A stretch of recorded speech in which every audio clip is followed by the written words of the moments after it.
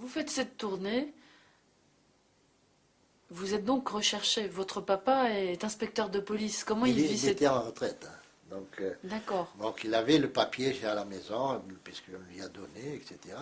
Mais bon, de toute façon, Votre mandat d'arrêt, on lui a donné? ouais. Mais on évitait l'Occident, c'est-à-dire les Belges, la France, la Suisse, et on évitait ça, hein, quand on partait en tournée. Oui, mais vous n'étiez pas reçu par les pays occidentaux. Par exemple, ça c'est le premier point. Et le deuxième point, il y avait des déserteurs. Il était possible qu'on se fasse arrêter en Belgique ou en Suisse ou en Italie. Donc on évitait ces pays, mais on allait souvent dans les pays de l'Est, c'est-à-dire les pays qui aidaient l'Algérie à se libérer. Comment vous envisagez votre avenir vers la fin de ces 4 ans, quand vous voyez qu'en fait l'Algérie allait obtenir gain de cause? Eh bien, figurez-vous que j'avais un petit peu peur de cette indépendance, de ces accords, qui éventuellement auraient pu me bloquer. En tout cas, moi, parce que j'étais plus jeune que les autres, etc. Et Ben Bella, textuellement, on lui a dit, bon, écoute, voilà, jeune, il a dit, écoutez, voilà le passeport, faites ce que vous voulez. Nous sommes en démocratie. Déjà en 62. Il y en a qui sont rentrés, il y en a qui sont retournés. Moi, bien sûr, j'ai fait le retour, mais encore une fois, M. Snella, encore qui me retrouve. Il était en Suisse, à Genève, il est entré à Genève, et puis bon, il a appris, etc. Il m'appelle, il me dit, Rachid, tu peux venir, tu viens, etc. C'était la première fois que vous aviez contact Ah avec oui, lui? oui, c'était la première fois. C'était la Vous première vous fois. êtes dit quoi? Eh bien, rien du tout, parce que finalement, il était tellement discret, tellement, il n'a pas posé de questions, il n'a pas pioché, quoi. C'est-à-dire, bon, Rachid, je le reprends, il est joueur, il est technicien, comme son fils. Donc, on n'a pas parlé. C'est vrai que c'est. Et notre destin était lié, donc, puisque je pars 4 ans, je retourne à Genève, je le retrouve, et je retrouve toujours avec sa bonhomie, sa façon de jouer, sa façon d'entraîner, etc. Et puis il me dit, écoute Rachid, tu restes ici pendant 6 mois, le temps que à Saint-Étienne ça s'apaise, etc., etc. Même tu peux faire toute la saison. Et je reste à Genève. Bon, j'étais un peu enveloppé. Il fallait que je m'égaïsse, il fallait que je fasse un peu de travail. Je reste à Genève. Je signe un contrat. Entre-temps, le président Rocher est venu à Saint-Étienne pour voir un petit peu ce phénomène qui est parti. Eh bien, il m'a dit, écoute Rachid, tu restes à Genève pendant un certain temps, peut-être jusqu'à la fin de saison. Et nous sommes en deuxième division, ça va bien maintenant. Et la saison prochaine, tu viendras à Saint-Étienne, etc. Ça, c'était vers quelle époque? 62. C'est vers mai 62? Voilà, mai-juin Mai, 62. juin Donc, bon, 62? je reste à Genève, je fais quelques matchs officiels, etc. Et entre-temps, Saint-Étienne avait des problèmes de classement. Ils étaient en deuxième division. Ah, alors Rocher, il a commencé à sentir le danger, tu vois. Il est venu. Il est venu en novembre, décembre. Il m'a dit non, il faut revenir. Comment? J'ai un contrat. Non, non, c'est pas un problème, tout ça.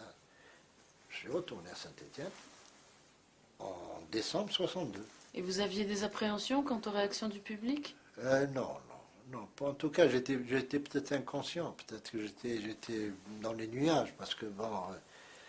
Mais ce qu'il y a, c'est que au niveau du public, comme Saint-Étienne est en deuxième division, donc habituellement, ils avaient 7 000 à 8 000 personnes.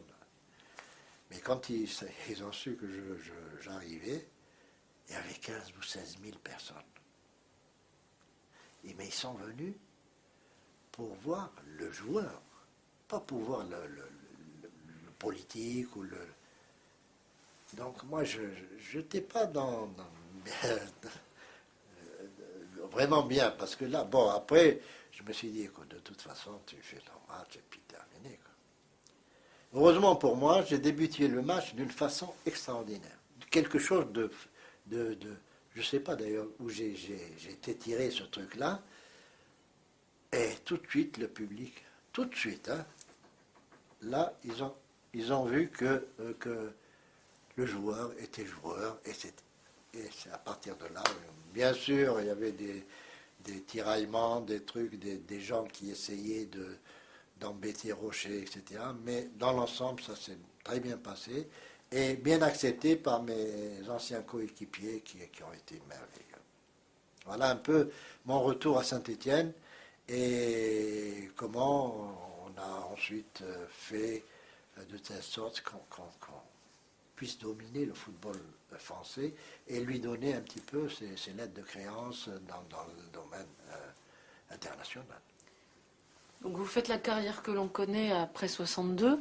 Donc vous menez cette équipe à la victoire de nombreuses fois, avec jusqu'à l'ultime match. Mais quel match?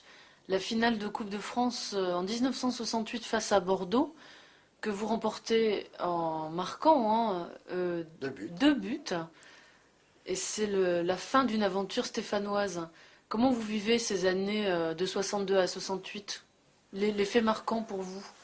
Écoutez, il y a eu d'abord un grand changement. C'est que le départ de Jean Snella et la venue d'Albert Batteux. Donc Albert Batteux était un grand technicien qui était à Reims et qui est venu à Saint-Étienne et qui est un petit peu, c'était le rêveur, c'était le beau parleur, c'était le gars qui essayait de faire des conférences de 2 heures ou 2 heures et demie, etc. et qui les réussissait. Mais en football, ça c'est pas bien accepté par les joueurs parce que le joueur avant un match, on lui demande d'être dans le coup. Hein, pas.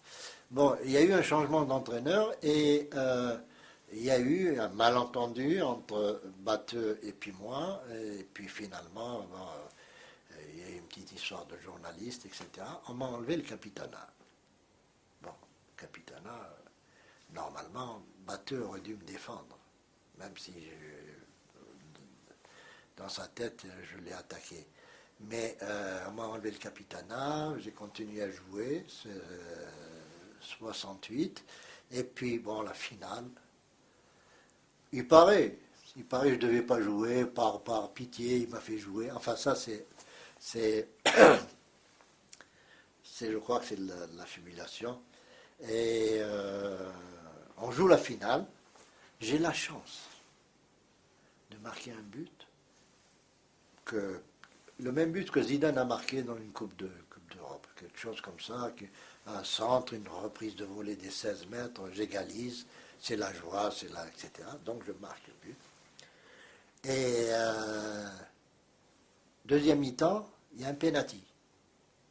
Penalty, c'était pas moi qui devais le tirer, c'était Herbin. Robert Herbin, votre camarade de Saint-Étienne. Voilà, de Saint-Étienne. C'était lui qui devait tirer ce penalty. Il m'a pris par le collier comme ça, il m'a dit Rachid, il faut le tirer. Toi, il faut le tirer. C'est une revanche pour toi. Regarde, il a pensé le rouquin. Finalement, je tire ce penalty, je marque. Qu'est-ce qu'il fait l'arbitre? Il m'a dit non, M. Mekloufi, non, je n'ai pas sifflé. Il faut recommencer. Tu te rends compte, une finale, il y a 80 000 personnes. Tranquille, je pose le ballon, je remets et je le marque une deuxième fois. Alors, pour revenir à cette Coupe de France, je suis persuadé que si j'avais fait un très grand match, technique, etc., maintenant, ça passerait rien. Tandis que marquer 2 buts le jour d'une finale, je suis persuadé qu'ils en parlent encore les jours de finale. Je suis persuadé qu'en 1968, etc., etc. Donc c'est quand même une bénédiction d'Allah.